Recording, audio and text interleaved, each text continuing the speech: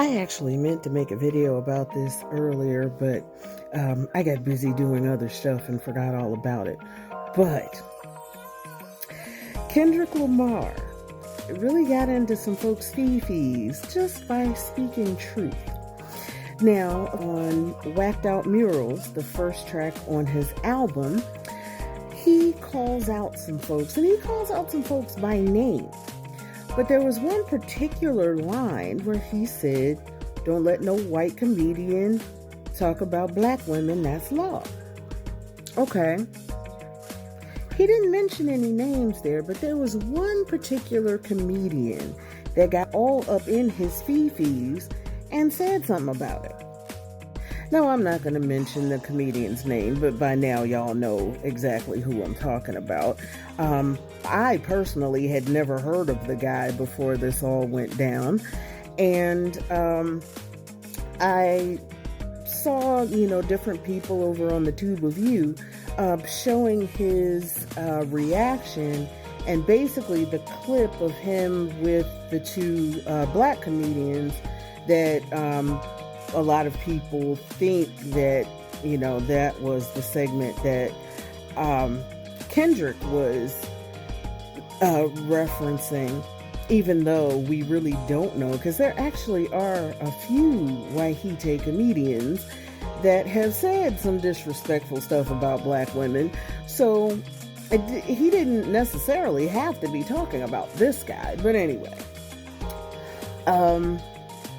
the guy not only doesn't do any self-reflection, he doubles down. Yes, he doubles down. And then he makes some very cringe comments about Kendrick.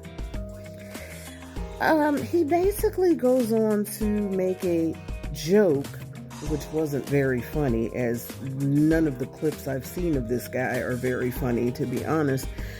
But he makes this joke about SAing Kendrick. Like, what? Well, automatically all kinds of alarms are going off in my head when I hear this, because one, I thought of Cat Williams' quote, "Great is never funny." And two, Google the term buck breaking, and that will give you an idea of just how cringe and how deeply disturbing that supposed joke was. Okay, so fast forward a couple days later, this guy is crying victim, because now he claims, now I don't know if this is true or not, but he's claiming that Kendrick fans are threatening him. Like going as far as posting pictures of him and his daughter and sending threats. Now, while I still maintain my stance that violence is never the answer, and I do not condone violence, I do not condone threats.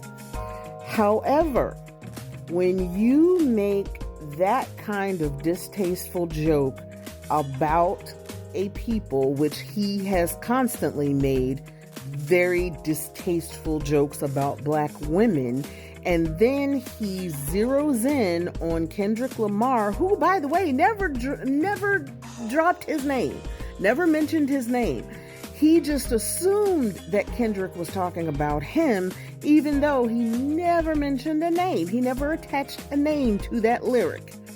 So basically a hit dog hollered, and then when he got put in his place, now he wants to cry victim because he took it too far, made a very disturbing and violent joke against Kendrick, and now he's crying victim because apparently some of Kendrick's folk didn't take it very well.